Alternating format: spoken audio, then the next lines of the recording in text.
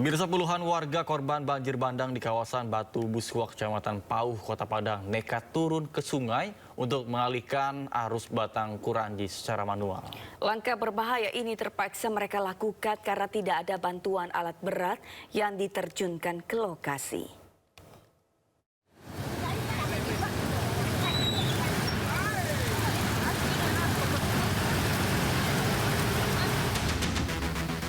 Pasca banjir susulan yang terjadi di kawasan Batu Buswa, Padang, Sumatera Barat, Rabu kemarin.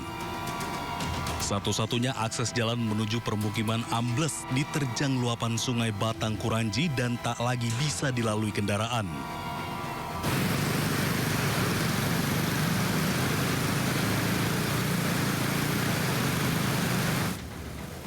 Akibatnya, lebih dari 300 kepala keluarga terpaksa terisolir tanpa bantuan logistik yang memadai. Banjir bandang yang menerjang wilayah ini juga membentuk aliran sungai baru yang mengancam putus totalnya akses jalan menuju permukiman warga.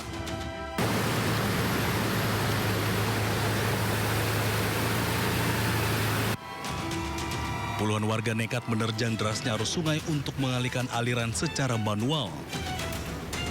Warga mengaku geram karena sudah lebih dari 2 minggu pasca banjir bandang tak ada satupun alat berat yang diterjunkan untuk menangani sungai yang terus menggerus akses jalan kampung.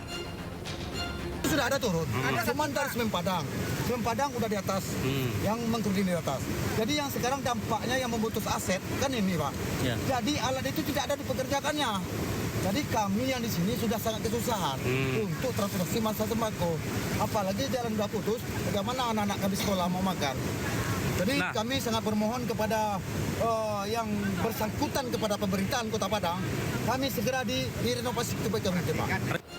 Dengan peralatan seadanya, warga bergotong royong mengubah arah air agar tidak semakin merusak jembatan dan badan jalan yang menjadi sumber mobilitas utama di kampung tersebut. Dari Padang, Sumatera Barat, Budi Sunandar, iNews melaporkan.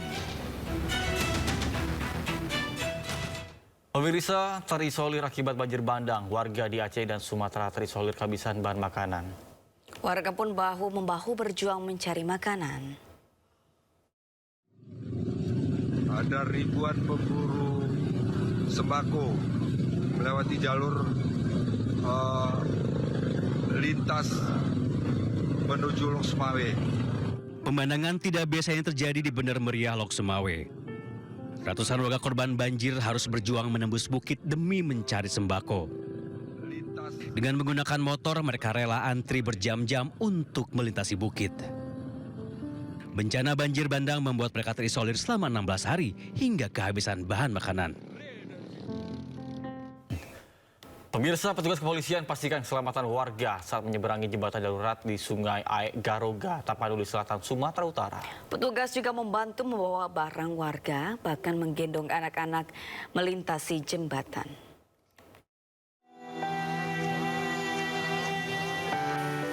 Beginilah suasana jembatan darurat di Desa Aek Garoga, Kabupaten Tapanuli Selatan, Sumatera Utara pasca banjir bandang pada 25 November lalu. Akses jalan penghubung Tapanuli Selatan dan Tapanuli Tengah, Sumatera Utara terputus pasca diterjang banjir bandang. Jembatan darurat dari gelondongan kayu yang hanyut dibuat untuk penghubung akses sementara warga. Arus sungai yang deras membuat sebagian warga takut untuk melintas.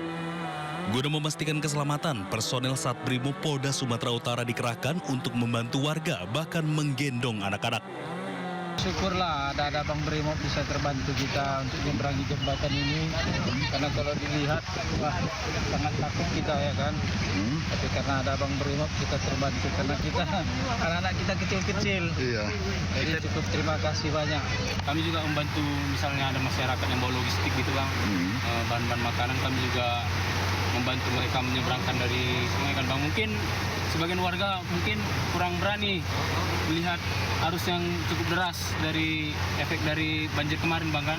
Apalagi kemarin sempat datang susulan itu air naik. Akses jalan penghubung antara Tapanuli Selatan dan Tapanuli Tengah, Sumatera Utara putus di 2 titik berbeda pasca diterjang banjir bandang.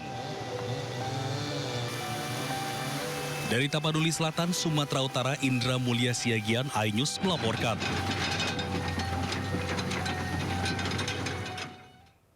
Pemirsa, untuk menjangkau wilayah terisolir akibat longsor dan banjir bandang di Sumatera Barat, pengiriman bantuan dilakukan menggunakan helikopter. Misi bantuan ditujukan ke wilayah tanah datar dan Kabupaten Agam yang hingga kini masih kesulitan akses darat akibat material longsor dan lumpur tebal.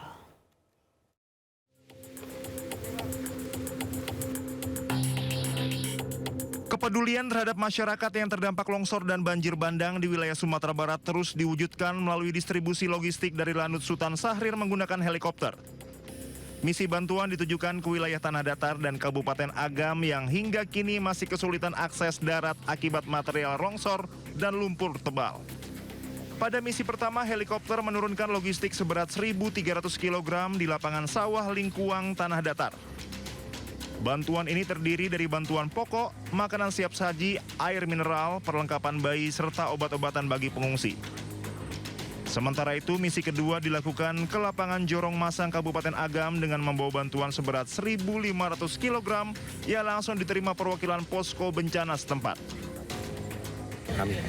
Dan ke bagian utara itu bagian Pasaman dan Pasaman Barat, Palambayan, Kabupaten Agam.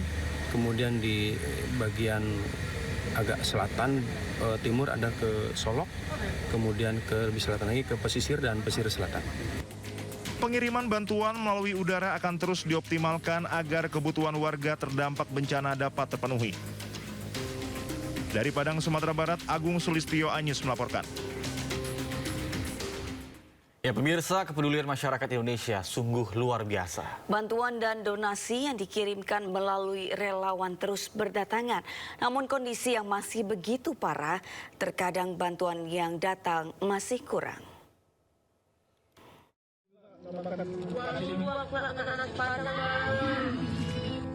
Itulah kebahagiaan pengungsi korban bencana banjir bandang di Pulau Sumatera yang sebenarnya cukup sederhana.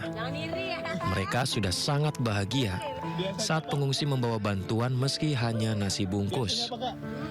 Bantuan-bantuan dari relawan terus berdatangan.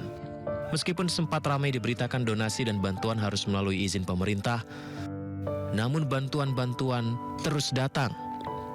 Bantuan datang dari berbagai kalangan, mulai dari anak-anak sekolah, hingga influencer yang aktif di media sosial. Semua berdonasi, berbagi, dan menolong demi mencukupi kebutuhan seluruh pengungsi. Meski bantuan terus berdatangan, namun kondisi medan yang sulit, akses masih sulit dijangkau, dan begitu banyaknya jumlah pengungsi, kadang membuat jumlah donasi masih tidak cukup. Saya tadi bawa bekas segala macam yang cuman udah habis, dikasih ke yang di jalan. Karena tadi sepanjang jalan juga semuanya butuh. Jadi sulit banget tuh sampai sini. Semoga Pulau Sumatera segera pulih. Pemirsa, Menhan Safrin Syamsuddin menyebut bahwa bencana banjir di Sumatera adalah akibat dari kerusakan hutan lindung. Untuk itu, hutan lindung harus terus dijaga. Lindung di Indonesia itu harus dijaga. Sebab Tuhan sudah memperingatkan kita dengan kejadian di Aceh, Sumatera Barat, dan Sumatera Utara bahwa kita tidak menjaga hutan lindung. Apa yang terjadi? Terjadilah longsor, banjir, dan memakan 961 jiwa bangsa Indonesia. Ini adalah siapa? Kesalahan kita. Kita tidak jaga sistem kita. Sementara itu, Kementerian Dalam Negeri meminta kepala daerah untuk terus berinovasi untuk menghadapi perubahan iklim. Tiap kepala daerah pun diminta bekerja sama untuk bersiap menghadapi bencana yang mengintai Indonesia.